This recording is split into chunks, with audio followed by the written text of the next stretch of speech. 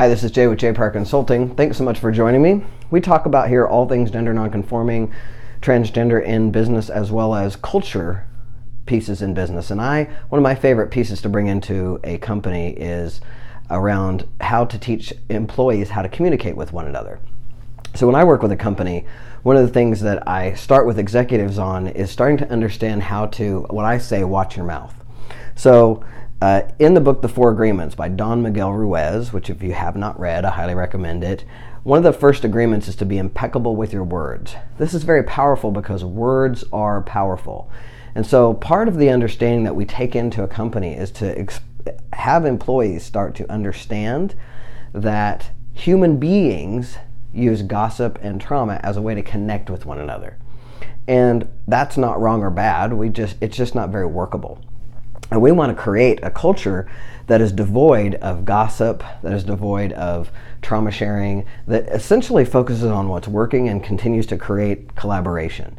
And so one of the first kind of rules that we put in place is for people to watch their mouths. One of the things that comes along with watching your mouth is giving up gossip and giving up complaining.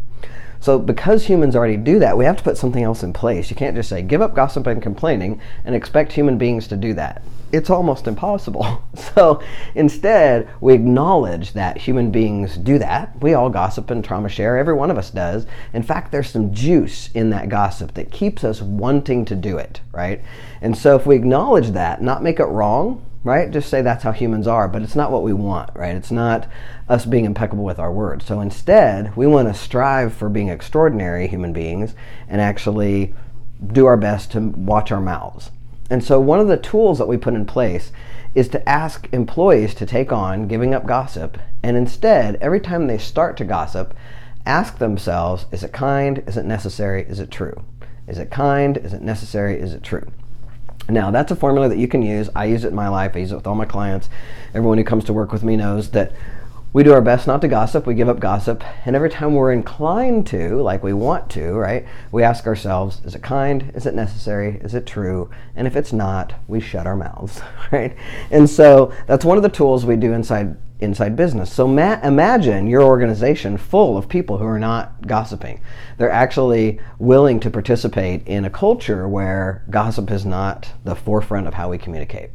The other thing that we do is we ask them to give up complaining. Now that's huge, to give up a complaint, right?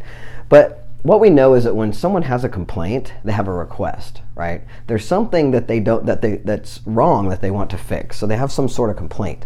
So we teach employees how to and who to talk to about those things and how to frame them in the phrase of a request, right? So again, if you have a complaint, there's something under there that you want differently. So you must have a request.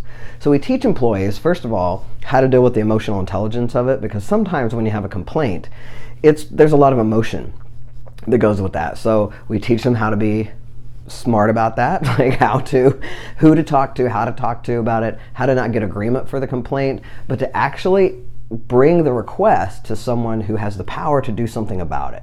See, as humans, again, because we have a tendency to have gossip and trauma sharing be the way we communicate with each other, we take complaints to people who do nothing about that, right? So we go home to our spouses, for example, and complain about our coworkers. We come to work and complain about our spouses. Those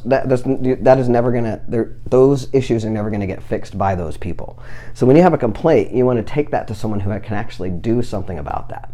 So this work that we do around honoring your word, giving up gossip, giving up complaining, is integral to the work that I do to build culture in a community or in an organization. So I've done it in nonprofit businesses, for-profit businesses, bigger businesses, smaller businesses.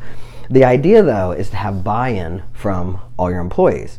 Now, the thing that I will tell you that I always make sure I talk to my CEOs about before we really get into this is that if you bring this into your culture, like you have this commitment to educate, have your employees taking this on, you are going to have people quit, right? You start making a commitment to be positive, have a positive focus with your thoughts and your words, and give up gossip and complaining, you're going to have some people run for the hills.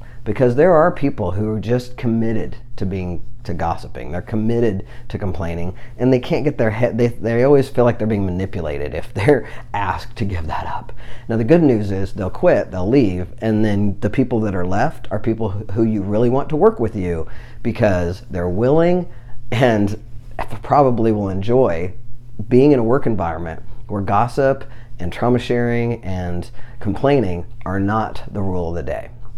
Thanks again for joining me. I hope this serves you in some way. The book, The 4 Agreements by Don Miguel Ruiz, is a great start for you if you haven't read that book. If you have any questions, please hit us up with those, and you can always find us at www.jpryorconsulting.com or www.jpryorcoaching.com. Thanks so much.